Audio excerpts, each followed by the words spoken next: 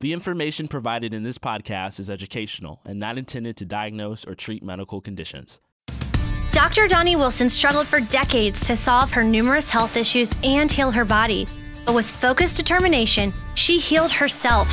And in doing so, she discovered the Dr. Doni Stress Recovery Protocol. On this show, you're going to hear from doctors, nutritionists, and experts, along with Dr. Doni, who will give practical advice and wisdom to help heal your body. This is how humans heal. Hello, everyone. It's day 7 of the stress reset, and I'm just popping also online in the Facebook group.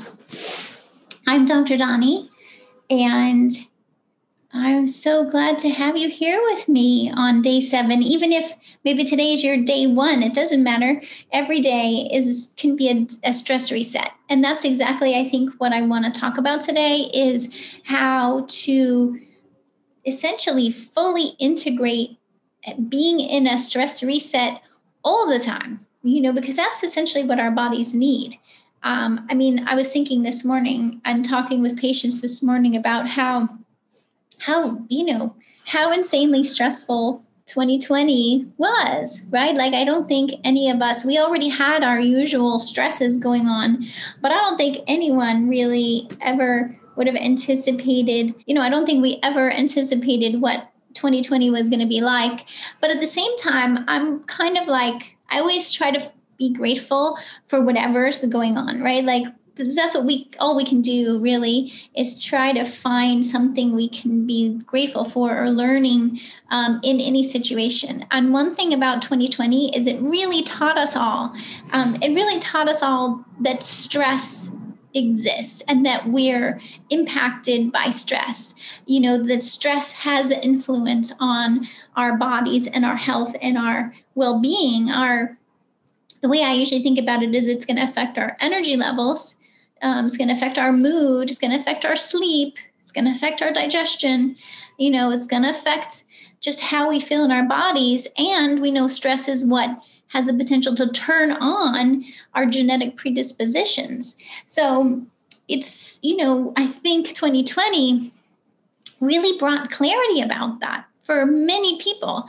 And of course, now it's extending into January 2021, where we're, getting even more opportunities all the time to recognize what effect stress can have on us and what effect that stress recovery can have on us.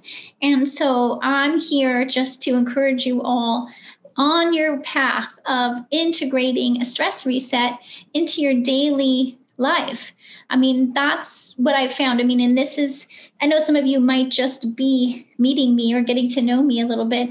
But what I can share with you is that this has been, I think it's that I grew up kind of in a stressful environment like many of us. And I grew up under, sort of constant stress. My family, we moved sometimes every 6 months, every year. So I went to at least 10 different schools by the time I graduated from high school. And so I grew up with this constant state of change and stress. And it plus I grew up with a mom who's very aware of mental health and psychology. She's a special education teacher. And so I grew up with also this awareness of how all of this change could potentially affect us. And through that process, I also grew up with a father who's a pharmacist. And even though it would make sense with a father as a pharmacist that I would be more down the line of pharmaceuticals, and I certainly have an appreciation for pharmaceuticals and the need for them and the usefulness of them. What I learned from my father was what are the things we can do to prevent the need for medications or decrease the doses of medications whenever possible.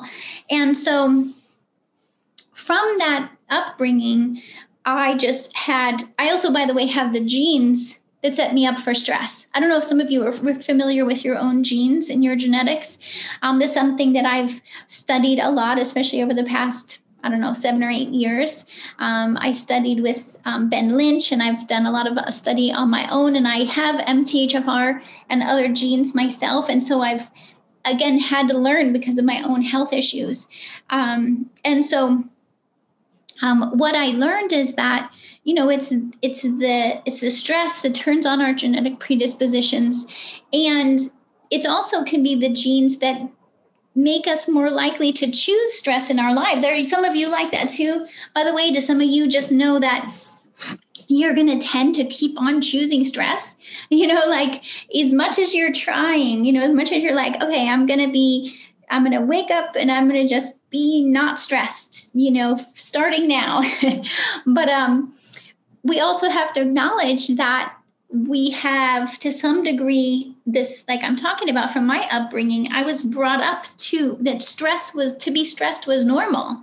And also I have the genes that are going to draw me more towards stress. I have MTHFR2 gene variations. I have COMT gene variations. I have MAO gene variations. And these are the genes that are called the stress, kind of stress warrior genes. They're the genes that lead us to have a higher adrenaline level, which in some ways is a good thing, right? Like if you have COMT and MAO genes, you're going to be a survivor. You're going to get through stress better because you're going to have more adrenaline available to help you survive. And so these genes can help us be better at getting through stress, which means that we're going to kind of be more inclined toward choosing stressful situations in our life. So I say all this because I just really want to help you gain an awareness, but also an acceptance of your body and yourself, to understand sort of our whole selves, the expanded view of yourself, so by doing that, you're also eliminating a lot of judgment and criticism, right? Because it doesn't really help to judge yourself or criticize yourself for something that it makes sense why you're choosing it. If it's part of your upbringing, it's part of our society to kind of drive us into choosing stress, and it's part of our genetic predispositions, a lot of us. So just knowing that and acknowledging, hey, I'm going to choose stress, and there's going to be stress. We can't, as much as we would like to go to, like even if you were on an island somewhere, there would still be stress because you'd have to still get shelter. And some of you maybe like me or Survivor fans, you'd still have to get shelter and clothing and food. And that's a stress, right? So even, no matter where we are, there's going to be some stress involved. And by the way, some of you who've watched my videos may notice I have a different background today. It's because I'm in my Manhattan office. I'm in my office on 40th and Lexington. And so this background that you see, that's Manhattan out the window. I'm just near Grand Central Station. And so that's, if you're not used to this view, but it's actually really pretty. I love having plants behind me. So here's a good question. How do I check for genes? Okay, so there's been a lot of different ways to check your genetics over the years. First, I used 23andMe.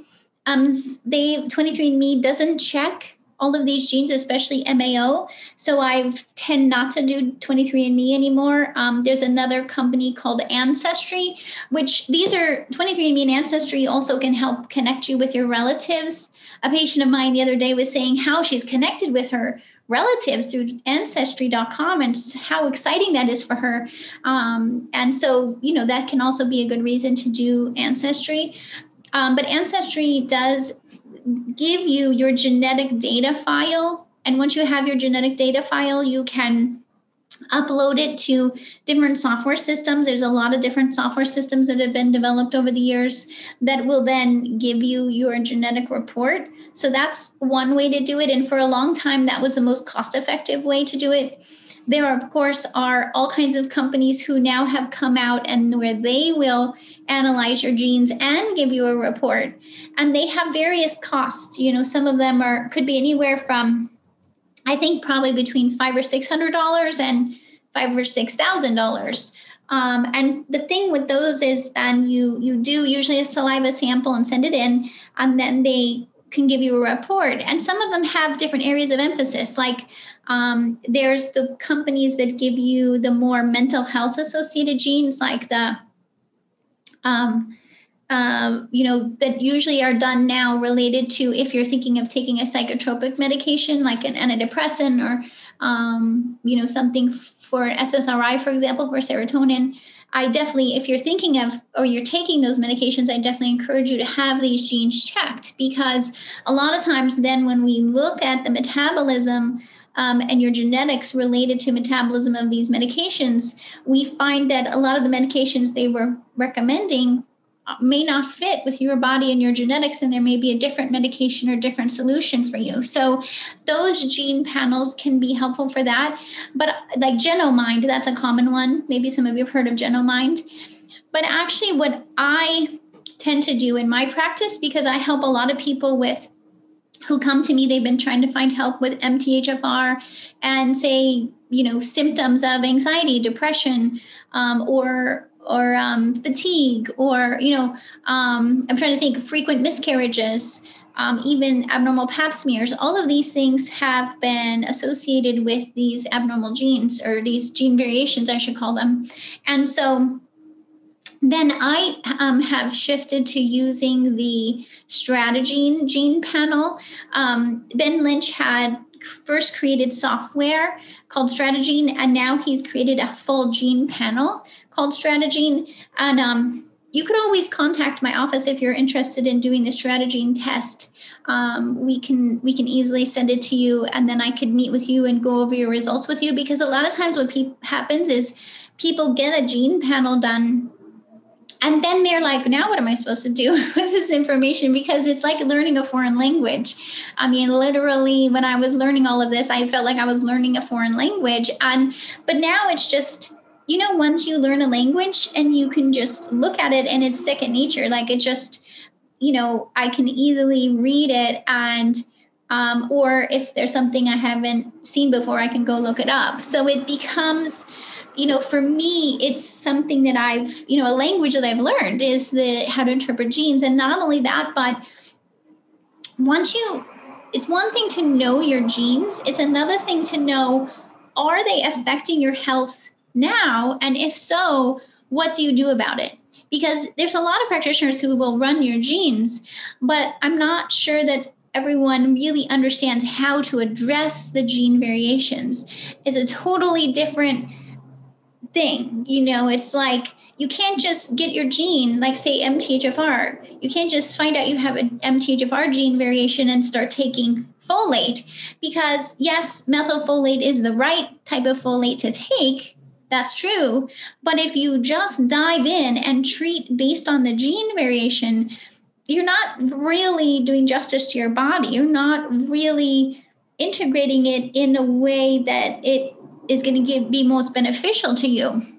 Because just because you have a gene doesn't mean that it's affecting your health, and it doesn't mean that you have any certain dose requirement. It just means we need to look further, and means, okay, say you have MTHFR, one or two of the gene variations like me. It means that anytime I'm going to take folate, I'm going to choose methylfolate. But it also means that I'm going to be monitoring my homocysteine levels in my blood. And homocysteine can be done by any lab, and insurance should cover it.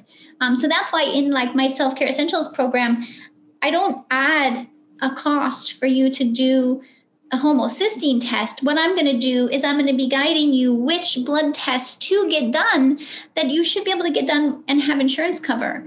Or if you're going to pay out of pocket, there's ways you can do out-of-pocket blood work and have it just be maybe a couple $100s or less. So there's ways you can get these tests done, like homocysteine, but it's not going to probably be done in your general, when you go in for an annual exam. They're probably not going to do homocysteine unless you're going to a doctor who's gone through more training to understand the need for it. So now you guys know, if you're getting blood work done, like your annual blood work, I mean, really, I think everybody should get a homocysteine done in their blood work, but especially if you have MTHFR gene variations, you need to know your homocysteine all the time, I would say. Mine's at about a 5 or 5.5. You want it to be probably between 5 and 8, or between 6 and 8, really. Mine's a little bit low. Between 6 and 8 is optimal. And the real concern is when it goes too high, like if it's at, like, say, 15 or 20, okay, that now we need to figure out, why is your homocysteine at 15 or 20? And the first thing I'm thinking of is stress of some type. The reason that homocysteine goes high is because your body's under stress and it's not using your B vitamins in an optimal way. And so, again, through the trainings and the research I've done and working with patients in my own body, I've been able to develop systematic approach. I mean, it's also, I think, part of my personality. You know, and maybe you guys can tell, I tend to like to look at things from a big picture. And I like to create a system that we follow that has the most likelihood of giving you benefit. I mean, why just do things that are going to spin you in circles anymore? You're already spinning in circles probably from stress. Let's do this in a way where we can actually systematically solve this. And I think that's just, you know, part of the way my mind works. And so I love to be able to share that with you, so that you can get the most out of it. I know how many of you have probably been searching and reading and trying to figure it out on your own.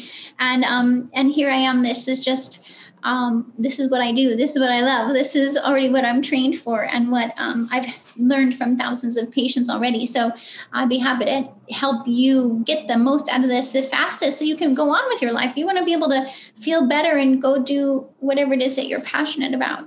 And so we have to start. Like even if we start thinking about our genes, it still brings us back to thinking about stress, because the thing that bogs down our metabolic processes in our body, whether we're talking about the processing of methylation, which is the B vitamins, or whether we're talking about the processing of neurotransmitters like serotonin and dopamine, or if we're thinking about the processing of estrogen for that matter, or the processing of adrenaline, right? Like if you're feeling anxious and you're having trouble sleeping, like, or you're waking up with your mind racing or your heart's racing and you're getting heart palpitations, this could be adrenaline, right? Those are the things adrenaline does. It makes our heart race. It makes us, that's what it's supposed to do when we're stressed. It's supposed to get our heart going and our mind working, and we're sweating, and I'm feeling a bit of that now because I'm all adrenalized talking to all of you.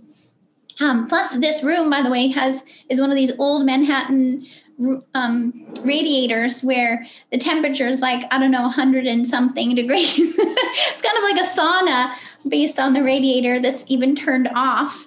Some of you who are used to Manhattan old buildings will know what I'm talking about. So that's why I've got my sleeveless shirt on, because it's like 100 degrees in the room I'm in.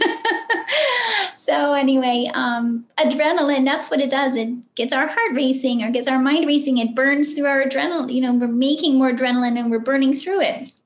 And so if you're feeling that all the time, even when you're not stressed, you know, if you're like, oh my gosh, I feel like my heart's racing and I'm anxious all the time, it says to me, you might have a high adrenaline all the time, even when you're not stressed. And so if that's happening, then we know your pathways, your metabolic pathways that process adrenaline, your pathways that are processing adrenaline, like COMT is called, and MAO, these pathways are bogged down. Now, what causes our metabolic pathways to get bogged down? Stress, like emotional stress, physical stress, chemicals as stress, toxins in the air and our water and our furniture, on our personal care products.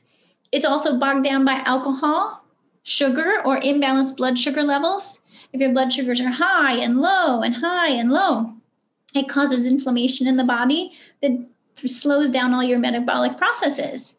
So that's why, yes, we have the stress in the world around us, but the stress within our body also causes an issue, right? So imbalanced blood sugar levels are an issue.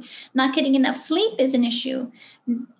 Consuming alcohol or consuming foods that are inflammatory to your body, like say if gluten or dairy are inflammatory to your body, this inflammation from our foods that comes through our digestion, then we get leaky gut, and the leaky gut allows this inflammation to go traveling through your body. Plus the bacteria we've talked about in prior days here. We've talked about how the gut bacteria get out of balance. Then these gut bacteria are overgrowing. They're producing all these toxins. They're spewing out toxins into the body called LPS. these toxins and inflammation that are coming from your gut end up slowing down all the metabolic processes in the body. So you're more likely to have a high adrenaline. You're more likely to have a high estrogen. You're more likely to have, low serotonin, more likely to have, health issues developing, right? That's why the fatigue happens, why the sleep issues happen, why the anxiety happens, why the weight gain happens. Even I was talking to a patient today with, she has bone loss, osteopenia or osteoporosis. That's related to these same things. Dementia is related to the same things.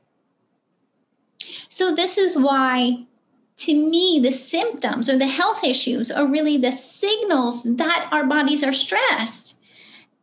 Yes, we can go be active against these specific health issues. We can take specific nutrients and do specific exercise to help the bones and prevent bone loss. Yes, we can do certain nutrients, herbs, and activities to help prevent memory loss. Yes, we can do that. Yes, we can. But the way we do that most effectively is to step back and say, hey, let's do stress recovery. Let's get rid of the stresses we don't need. Like, we don't need certain foods that are stressful. We don't need sugar. Maybe you want to have a little bit of alcohol. A patient today was like, I'm going to college. Can I have a little bit of alcohol? And we had just gotten her food sensitivity results back a month ago. She came in to see me because she was depressed. She was depressed, anxious, not sleeping, and tired. And she had this break from college. We did her results, and it shows her gluten sensitivity is like off the charts. So she's been busy eliminating gluten from her diet and working on healing her leaky gut while also getting all her self-care back on track. I'm so proud of her because now she's going back to school again in a week. And it's like a different person. When someone has like a space of time like that where they can really focus, and she's like, listen, I don't want to be relying on a bunch of different medications. I want to get my body back. And so that's what we did. And she's changed her diet and she's decreased her inflammation. We healed her. She did a stool test and we found the imbalanced gut bacteria. We fixed that. I talked to her today. She's like, the bloating's gone. My digestion feels great. We did a test to measure her serotonin and her adrenaline levels. Her serotonin was way down and her adrenaline was low and her cortisol was low. That means her adrenals were completely depleted. Now, of course, the adrenals get depleted in a college student, right? Like she's a high achieving college student who was a high achieving high school student before that. So of course she's got depleted. And she has HBV positive, HSV. These viruses become active because we're depleted and because we're stressed. Another patient I talked to today, through college, master's degree, PhD. Of course, the adrenals get depleted. We were talking about how essentially everyone, really everyone, anyone who's listening, but especially if you, it makes sense, right? If a person goes through all of these training programs, you're expecting a lot of yourself, training all hours, final exams, writing papers for years. Of course, our adrenals are going to get depleted. Of course, the neurotransmitters are going to get depleted. Of course, the gut bacteria is going to be thrown off track and leaky gut's going to develop. It makes sense to me that every student needs to go through stress recovery so that they can actually keep doing their work, or when they graduate, be able to be successful in their new career.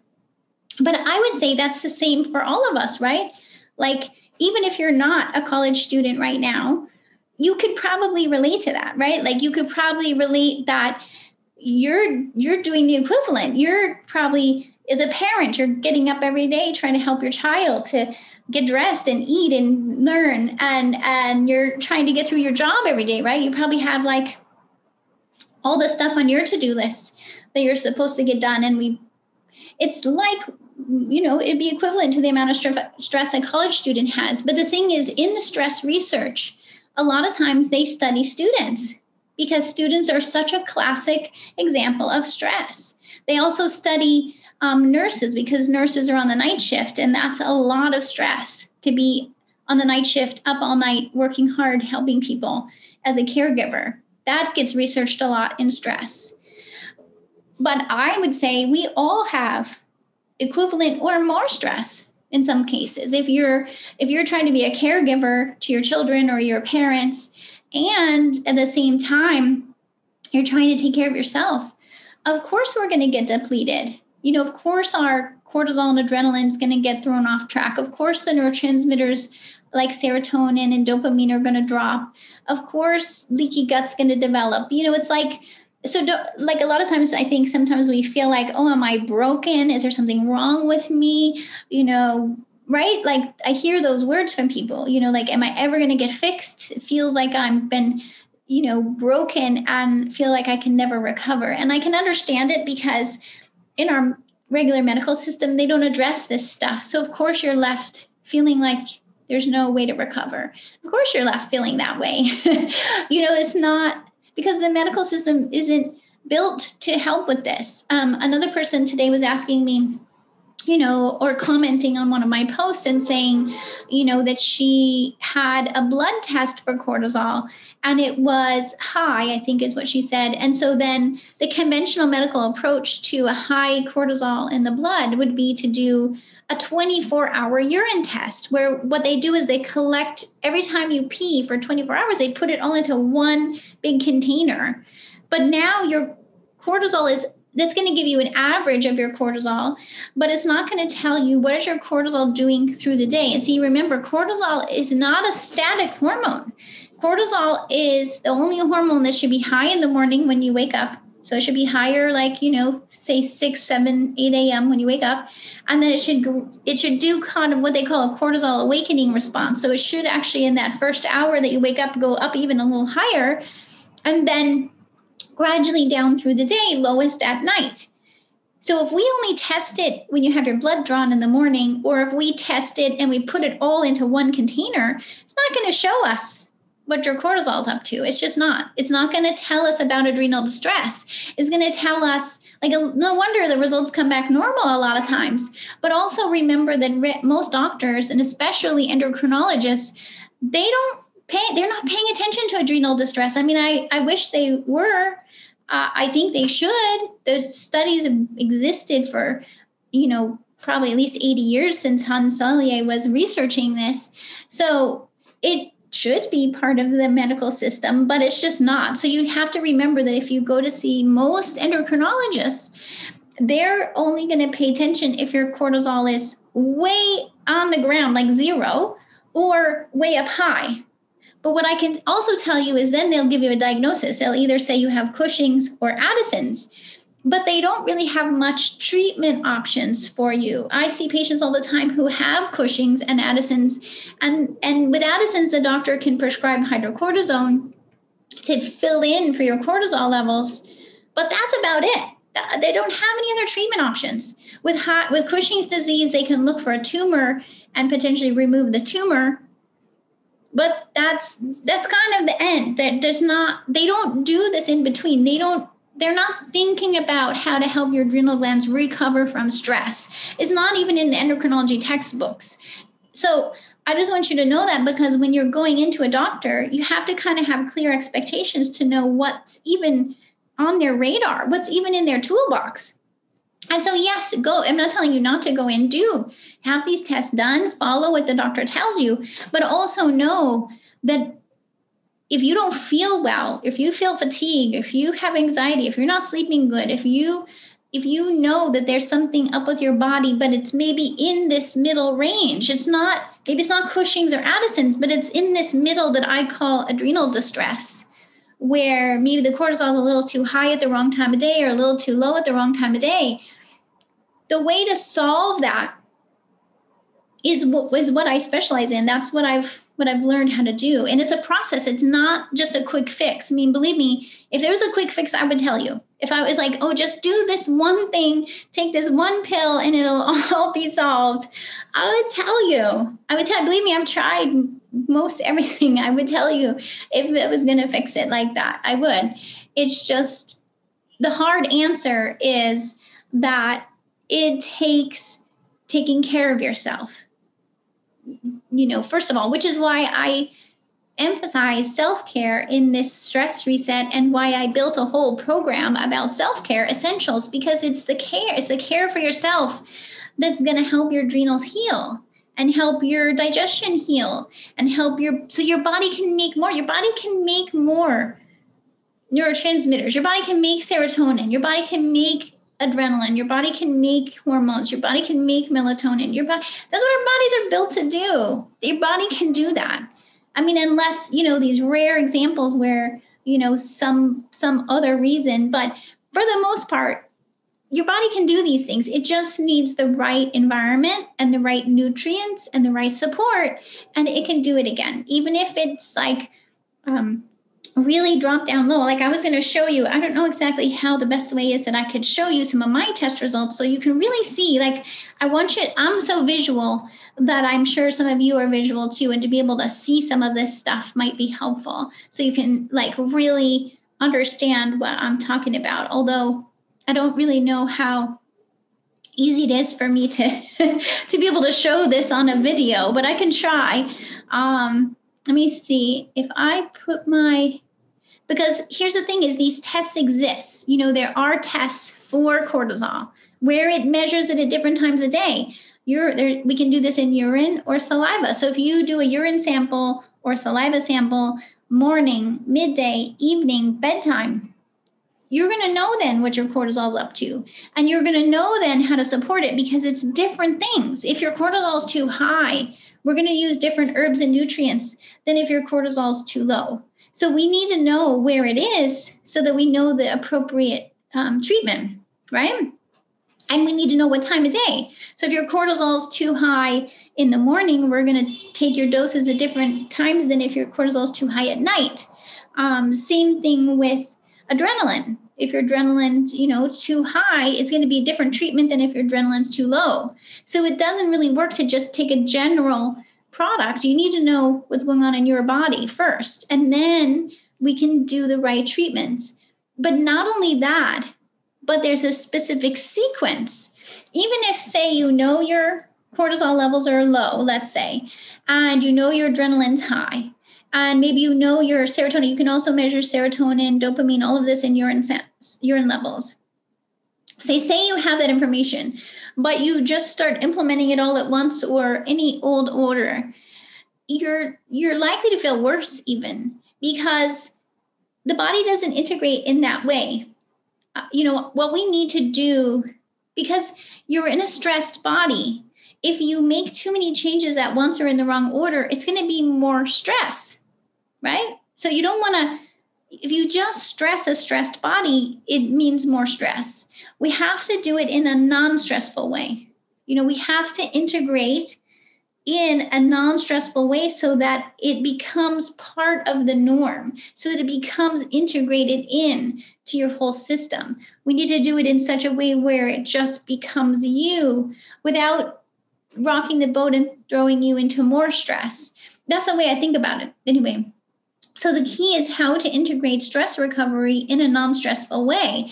And what I can tell you is it starts with, first of all, establishing somewhat of a self-care routine. Even if you're just starting with self-care, like this week in the stress reset, we're just starting on self-care. I'm hoping, and I'm going to check in with you guys in a minute, I'm hoping that you're starting to get a feel for what it's like to have a little bit more self-care in your schedule. Because the more you integrate self-care and the more you understand it and you work through the kinks, that's why in this Self-Care Essentials program, we keep going with specifically what do you need to do each week to get further integrated with your clean eating, with your adequate sleep, with your reducing stress activities, with your exercise. Like, let's get these things integrated so it's just part of your normal routine. And then from there, we can really systematically start to reduce the stress. We need to get your blood sugar levels balanced. And this is, again, in the beginning, if you look at, I can give you guys the link, or if you click on to see the Self-Care Essentials program, while we're establishing care, we're also getting your blood sugar levels balanced, because it's so common. Even some of you may not realize you have imbalanced blood sugar. And I'm going to tell you what tests to do so you can check out if you have imbalanced blood sugar levels. But I would say most everyone can benefit from optimizing your blood sugar levels. So we have to start there. We have to get the blood sugar levels nice and balanced. I mean, the blood sugar is always going to fluctuate a little bit up and a little bit down, but we want to be basically on like the kiddie roller coaster, not on the loop-de-loop roller coaster. We want to be just having a nice up and down on your blood sugar levels, because this is essentially like a stress signal to the body. If we have a huge stress signal happening with your blood sugar, it's going to work against us. We have to get out of stress mode first, is what I'm saying. So we have to calm down the blood sugar. We need to calm down the inflammation, which is why the Self-Care Essentials program is helping you to do that, helping you to eliminate the foods in your diet that are inflammatory.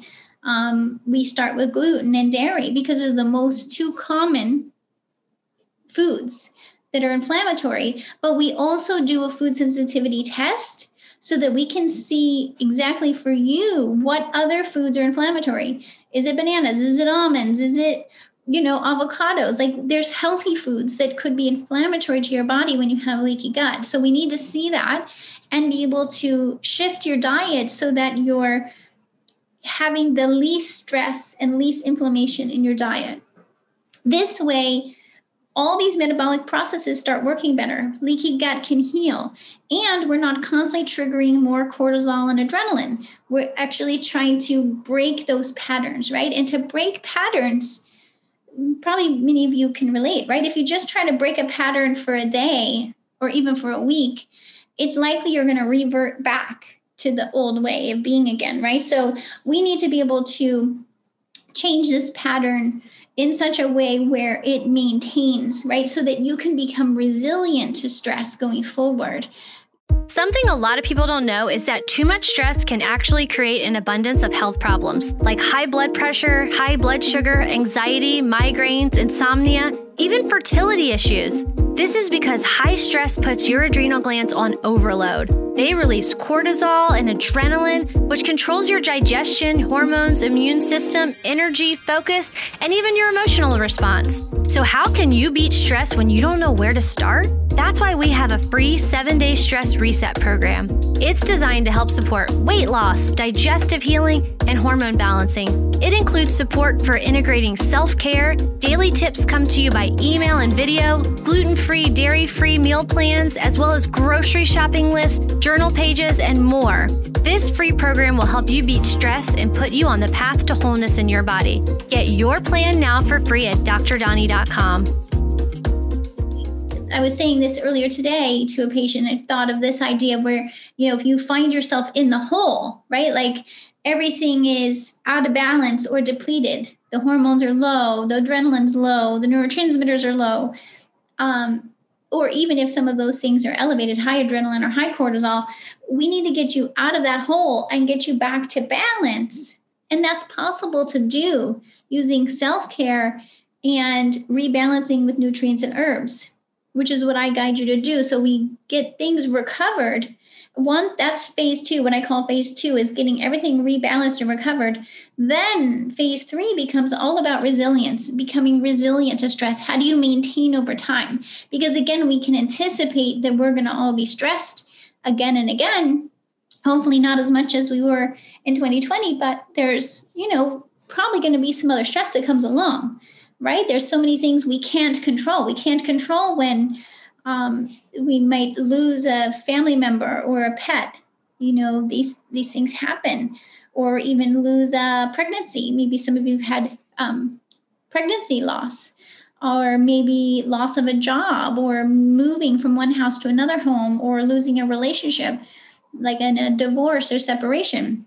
These things happen, but it's a matter of taking care of yourself in such a way that when these changes occur, you're resilient and you can process the stress in the moment, and be able to then move on successfully without it having to turn on genes you didn't want to turn on, like autoimmunity or allergies or, other heart disease risk, cancer risk.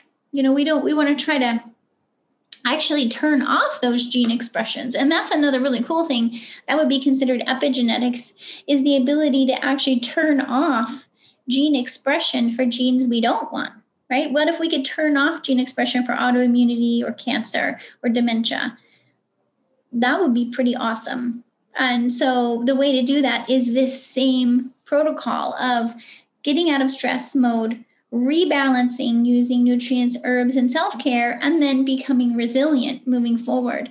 And so this is why I have developed this stress. I call it Stress Warrior. Stress Warrior is the name of a book I wrote a couple years ago, with this concept that we need to become resilient and able to kind of, I almost wonder if it could be like, I think of it more like, say, karate or jujitsu, where you have this mastery of the ability to be centered and caring for yourself, but also resilient, without so much, it's not so much of this, it's not like we're trying to battle stress. You'll notice I don't tend to use words like combat or fight, because to me, when we're using that terminology, it's more stress inducing, right? It's like you can become adrenalized just by the language we use. So I try to really be mindful of that. So it's more like, as a stress warrior, it's more a matter of being this kind of like, peaceful warrior of resilience, of understanding your world, understanding your body, understanding your needs for self-care in order to be resilient in the worlds we live in. And so that's my vision of a stress warrior. And I really want to, as we're now on day 7 of this stress reset, I really want to help you to create your vision for your health. And I'll post a handout for you to guide you in the Facebook group, or if any of you are listening outside of the Facebook group, if you'd like the handout, just send me a message and I'll send you a link to it. But it would be a handout to guide you create your vision for your health, where just from this conversation, I'm hoping from listening to me, you can see that it's possible. It's possible for your adrenals to recover. It's possible for your neurotransmitters to rebalance, to, your serotonin to come to optimal, your dopamine to be optimal. This is all possible. I see it all the time, and I see it for myself. It's possible to recover and to be healthy. It's just a matter of wanting it, of choosing it is part of it. So is that part of your vision for yourself? Is your vision for your health involve being resilient to stress, being able to prevent gene expression from turning on and increasing your risk? Is that part of your vision? Is it something where you're wanting to choose this every day? Is it where you're wanting to, wake up and be like, the first thing I'm going to do is a meditation and gratitude practice. And then I'm going to have a protein shake, and I'm going to, and do my exercise. Is health important enough to you that you want to choose this way of taking care of yourself? Because that's a lot of what it comes down to, right? Because when we wake up in the morning, we have many choices. We can choose to just go running off doing whatever else comes our way, right? If we don't have a clear intention, probably we'll be pulled in one direction or another. Someone's going to be like, oh, you need to do this, or you've got to race to your job, or you've got to race to take care of someone else that you're a caretaker for, so you can get pulled in a million directions. It's really up to you if you're going to say, no, I am prioritizing my health. My vision is to be resilient to health, to resilient to stress, and to help my body recover from stress. If that's your vision, then I can guide you. I can guide you there. We can do that very, efficiently. And in the Stress Warriors Self-Care Essentials program, there's actually includes a one-on-one session with me So you get one-on-one time with me, and you get me in video sessions weekly, plus all of the other support of the community to help you really stay on track this is over the first 8 weeks. In 8 weeks, just imagine, I mean, if this stress reset was 7 days so far, imagine what could happen in 8 weeks of this. 8 weeks of putting your focus on your body, your self-care, your stress recovery. A lot can change, a lot can happen. And then from there, we gather enough information for you to know what you need next. Because each of you is going to be individual. Some of you, 8 weeks, you might be like, okay, that was all I needed. I'm to resiliency mode already. And there may be others of you where it may be you might realize, okay, now I need to do some more rebalancing, and you might need another, period of time after that too. So I like to start with 8 weeks, because this gives us a chance to really meet everyone where you are and really get, no matter where you're starting from, get you on this path through these 3 phases of stress recovery. And, then you can evaluate at the 8-week mark, 8 weeks, what do I need next? What, is it about resilience? Is it that you need some more rebalancing? Then you can go on from there and choose. But I think this, a lot can change in 8 weeks of stress recovery. And that's what is in the curriculum of this Self-Care Essentials program. I wanted to say, let's see. So even though today is day 7 of the stress reset, I'm planning to do videos for the next 2 days at 4 p.m. And this is going to be actually maybe what I can do, because I've been wanting to show you some of my test results, because I want you to be able to really objectively see what it looks like when you do a food sensitivity panel. What does it look like when you measure cortisol? I'm going to show you some of my test results so you can really get a visual on that. So if you join me tomorrow, Monday, 4 p.m., and then on Tuesday at 4 p.m., and I'm happy to, of course, answer any questions, or if some of you are missing any of these handouts I've been referring to, like how to create your self-care routine handout and how to create your health vision handout, just message me because I can, or my assistant can get them for you. And if you're really wondering about the Self-Care Essentials program and whether it's a good fit for you, please set up a time to talk to me, because over the next couple days, I'm making myself available to connect with those of you who are interested in thinking about it, so that I can really understand where you're starting from and help you to, to make a decision about whether this 8-week program is a good fit for where you are, or if there's something else that makes more sense in your situation, I'll let you know. And those are free, say 10, 15-minute phone call. You can set those up through, if you go to the website page for the Self-Care Essentials program, you're going to see where it says set up a get to know you call. And it'll go right into my calendar and let you set that up. Or if you need a different time, just tell us, because then we can find another time. Again, I'll share with you again that link, or just message me if you can't find it, or you're wanting more information. Message me and I can get that for you. Because I just feel like here we are in January, already January 17th, and 2021, and we have such an awareness for stress and how it's affecting us. And I've been developing these tools and techniques for over 20 years. So I have it here for you. And I created the program approach because this way it's condensed, and you get community support, and you can implement it in a really efficient way. I also, of course, always have option to meet with me one-on-one. So that's also an option if you prefer that. But I think that, some of you, I've found with other programs I've done, that it can be really helpful to be able to do it in a sort of a group program approach, which is also all done from home. You can do the whole thing from your home. You don't have to go anywhere. Even the food sensitivity test is a finger poke, so you can do it from home. You don't have to be, going anywhere to be able to access this program, and you could access it from anywhere in the world. Other programs that I do, I'm so happy to say that I have people from around the world who connect with me. And I've had a virtual practice, by the way, for over 15 years.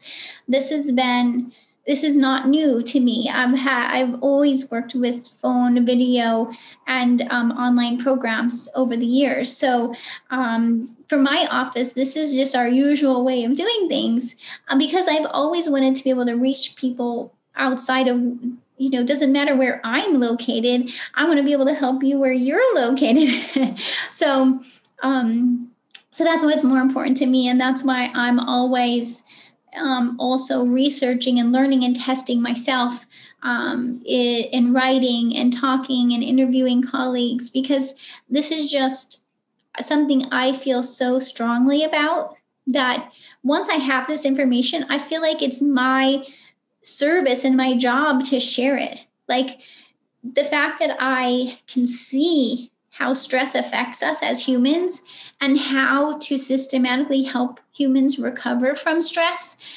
If I just keep that to myself, what's the point of that? Like, I want to be able to share that information with all of you. I feel that's my purpose, is to share that information with each of you and to find ways to guide you how to benefit from that information. So, those of you who are just getting to know me, to understand that that's what motivates me. That's what I live for. That's what makes me feel inspired each day, is the idea that I can help you change your health for your future, not just in your short-term future. I mean, there's a lot we can do in the short term, like being able to prevent recurrent infections, being able to help, improve your energy and your mood and your focus and your sleep. But also by doing that, we're preventing diabetes and cancer and dementia. We want to make your quality of life for as long as possible. That's what they call longevity. And that's what I'm into. That's what I'm inspired by. And that's what I'm hoping to create for myself. But in the process, I want to share with you so you can create that for yourself too. To me, it's all about you feeling empowered for your own health. I'm here to be your teacher, your guide. I mean, yes, I'm a naturopathic doctor with all of this education and credentials, but I'm not here to just tell you what to do.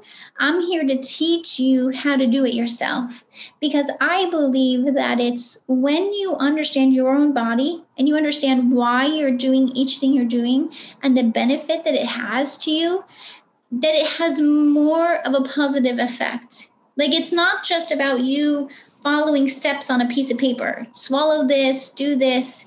It's not just about you following instructions.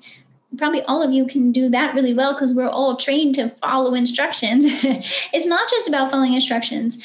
I believe it's about you really experiencing it, really understanding your body and what it needs, and experiencing what signals your body's giving you, and really integrating it at that deeper level, right? Like, I want you to be able to learn how to run your own body and what it needs. We don't come with an instruction manual.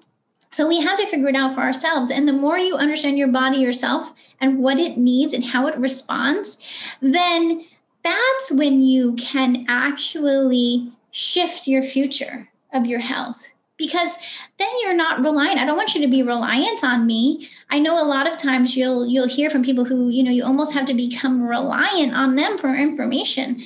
I don't want you to be reliant on me. I want to teach you so that you don't have to be reliant on me, that you can go off. You'll know exactly what your body needs at any moment in time. You'll know what to come back to that works for you, and you'll be able to keep doing that.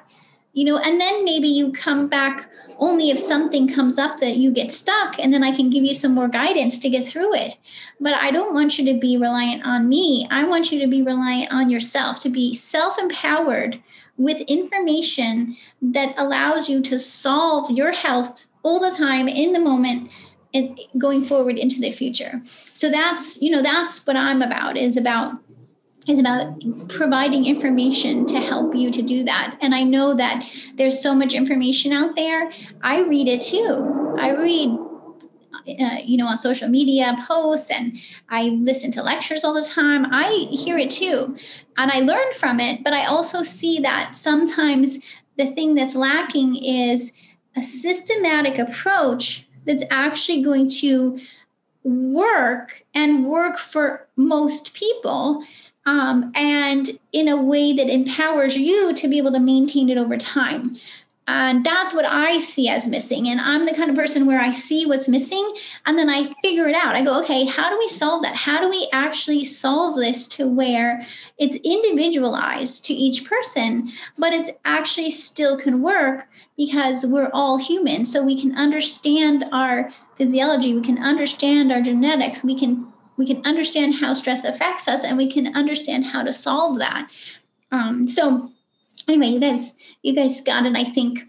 I wanted those of you who are following the stress reset tips, and those of you who aren't, by the way, please, you can still sign up on, there's a link for the stress reset, and it'll email you each day with some self-care tips. So you'll get 7 days worth of stress reset care tips. And what happens there is and this is what we continue in the self-care essentials program, is a daily check-in on what I call care. C for clean eating, A for adequate sleep, R for reducing stress activities, and E for exercise. So each day we want to check in on how's your self-care doing. And that's what the self-care routine handout helps you do. But also with this, with this video, those of you who are, you're doing this, let's check in. How is your clean eating going today? Which, by the way, there's a great question about what to have for breakfast, and I want to make sure we cover that today. I posted in the Facebook group about my protein shake. I have a protein shake every day. I used to hate protein shakes. I was a person who just, I don't know why, for many years, I just hated protein shakes. But then I figured out that as a nutritionist, I was originally trained as a nutritionist. I'm thinking through, how do you get protein in a quick and easy way that's also gluten-free, sugar-free, dairy-free? How can you do that? And there are ways to do that, but a protein shake makes it really quick and easy. And so I use a protein shake when I'm, that's my first meal of the day, which if you're doing intermittent fasting, that could, whatever time that is, if that's at 10 a.m., at 11 a.m., whatever time, a protein shake can be really great because you can get the protein. I use pea protein, and I have a pea protein shake powder that I use that is sweetened with stevia, not sugar. And so I use my pea protein either in vanilla or chocolate. And I don't make a huge shake. I make like a 4-ounce shake because some of you have heard me say, if you have too much to eat and your stomach's full, you can't digest it or absorb it all. Better to have a small amount that you can actually digest and absorb. So I have about 4 ounces. I make it in water, filtered water, because I don't want more calories or sweeteners or other stuff that's in different kinds of milk. I just want it in water. So I put mine in filtered water. You can use like an unsweetened, say almond milk or cashew milk or something if you prefer.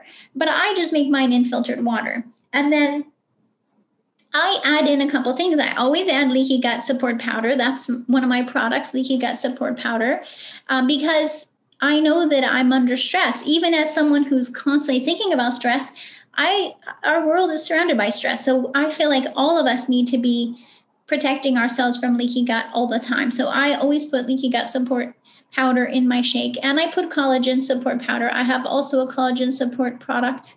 And these products, by the way, you can find if you go to my website, which is drdoni.com or drdonistore.com. And so I put in the collagen support because I need the collagen for my joints and for protein, more protein.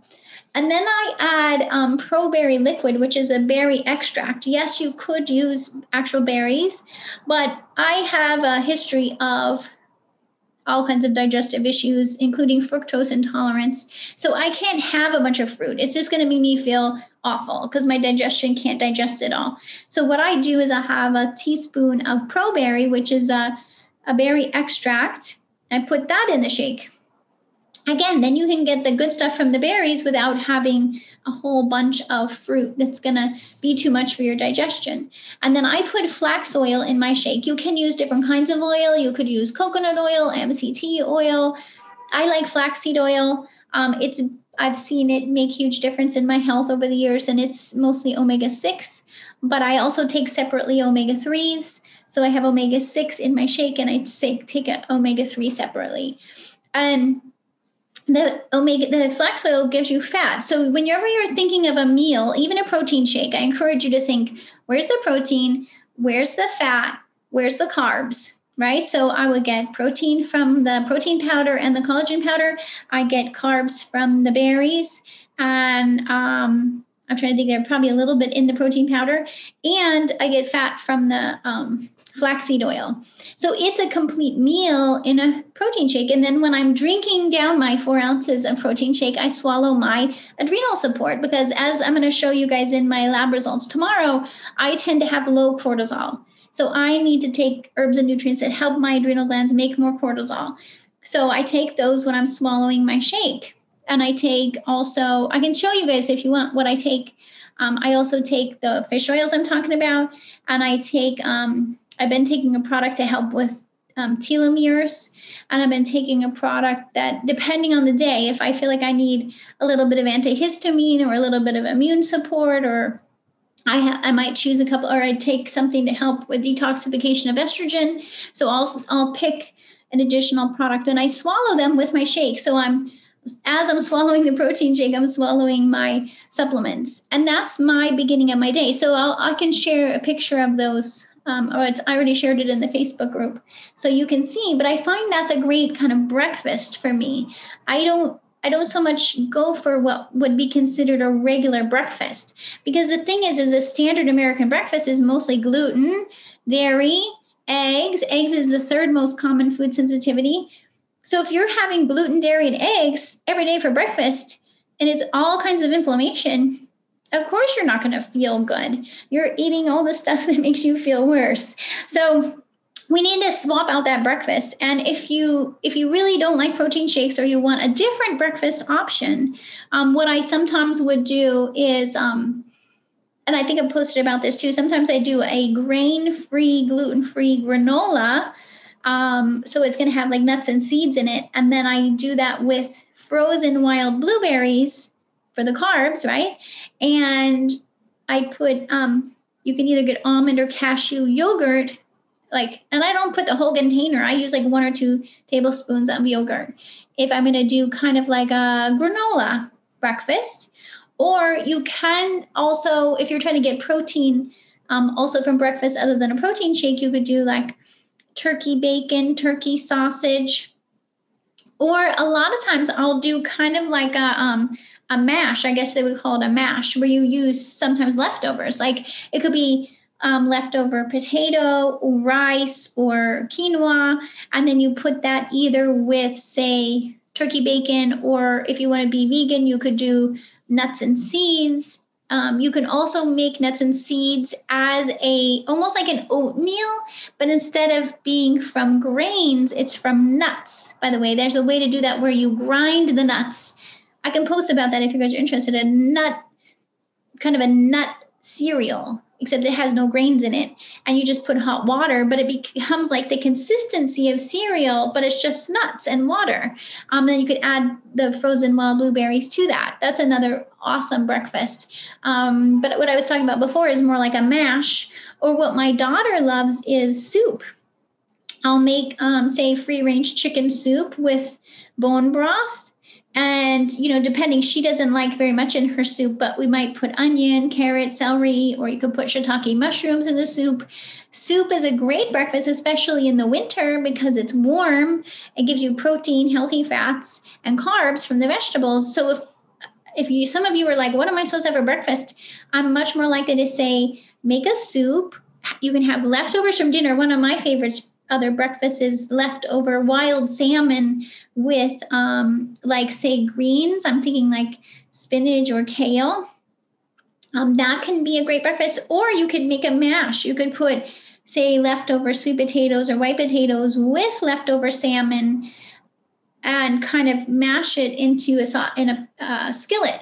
Oh my gosh, I know it sounds weird, but it's really good. So I'm working on these recipes, by the way, for my new book that's coming out in about 6 to 8 months. It's going to have some of these, my favorite recipes in there.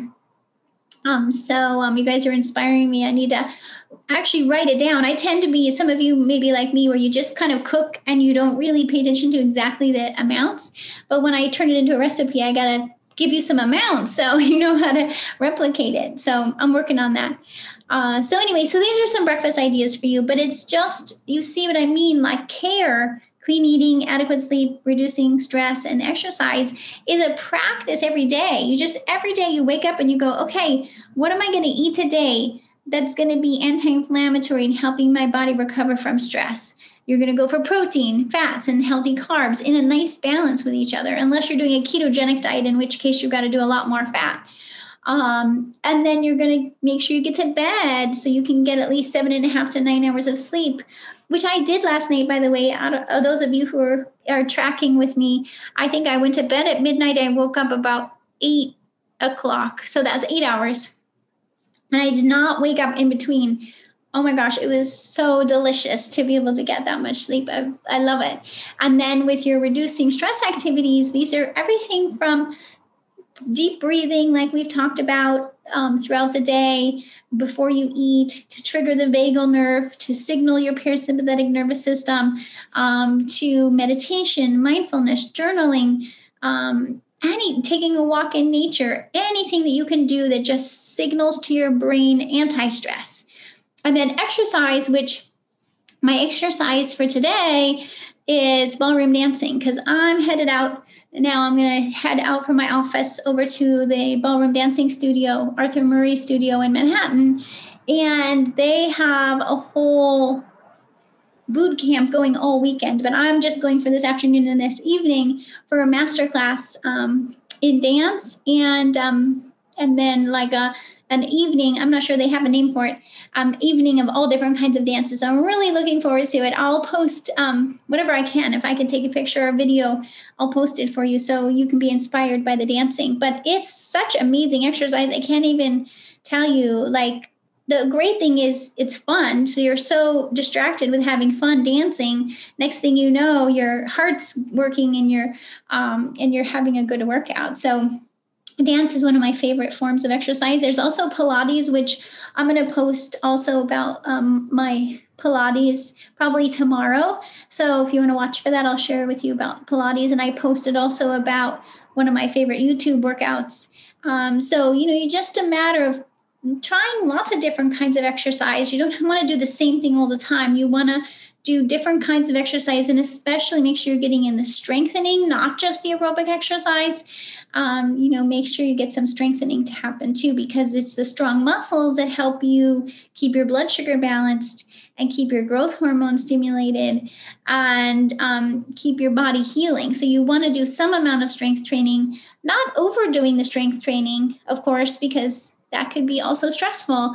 That's why you got to learn to listen to your body and do just the amount that's right for you at this point in time. Go do something for yourself and think about, what is your vision for your health in the future?